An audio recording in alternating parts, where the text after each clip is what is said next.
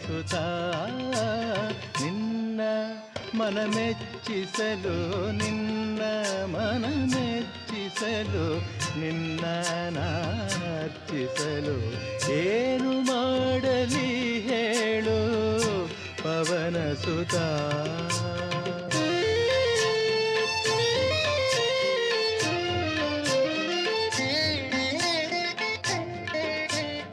ಅಭಿಷೇಕ ಮಾಡಿದರೆ ಹನಿ ಹನಿಯ ಹುಡುಕಿ ಶ್ರೀರಾಮನಿರುವನೇ ಎಂದು ನೀ ನೋಡುವೆ ಅಭಿಷೇಕ ಮಾಡಿದರೆ ಹನಿ ಹನಿಯ ಹುಡುಕಿ ಶ್ರೀರಾಮನಿರುವನೇ ಎಂದು ನೀ ನೋಡುವೆ